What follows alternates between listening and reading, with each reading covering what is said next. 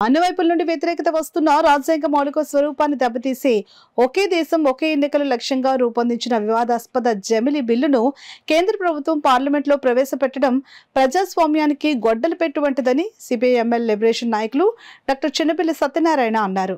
ఆదివారం అల్లూరు సీతారామరాజు జిల్లా మన్యంలో సిపిఐ-ఎంఎల్ లిబరేషన్ నాయకత్వంలో డాక్టర్ కోట్నీస్ ప్రజా వైద్యశాల పేరుతో జరుగుతున్న వైద్య సేవా కార్యక్రమంలో భాగంగా దేవీపట్నం మండలం పోతుకొండ గ్రామంలో వైద్య శిబిరం నిర్వహించారు. ఈ శిబిరంలో డాక్టర్ చిన్నపల్లి ఆరోగ్య సూత్రాలు వివరించి చెప్పి తరువాత 176 మందిని పరీక్షించి మందులు ఉచితంగా అందజేశారు. సిపిఐ-ఎంఎల్ లిబరేషన్ కాకినాడ జిల్లా కార్యదర్శి యోగపాటి అర్జునరావు, జన సాంస్కృతిక మండలి జిల్లా అధ్యక్షులు సోమిశెట్టి ప్రసాదరావు, కార్యదర్శి పల్లా శ్రీను, గిరిజన హక్కుల సాధనా సంఘం రాష్ట్ర కన్వీనర్ బచ్చల విప్లవ్ కుమార్, జైబీమ్ ఆటో యూనియన్ అధ్యక్షులు సిహెచ్ రాంబాబు, జన సాంస్కృతిక మండలి సభ్యులు శామ్యూల్ రాజు, సింహాచలం, విలియం షేక్స్పియర్ తదితరులు పాల్గొన్నారు.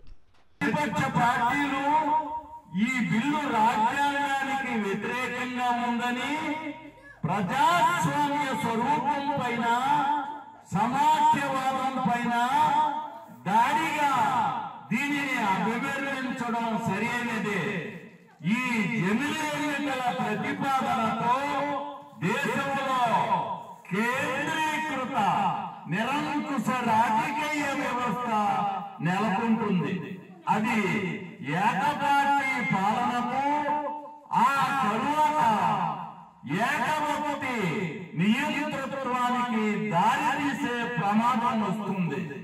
నిరంకుశమైన జమిలి ఎన్నికల ప్రతిపాదనను అన్ని ప్రజాస్వామ్య సంస్థలు, యావత్ దేశ పౌరులు ఐక్యంగా వ్యతిరేకించాలి.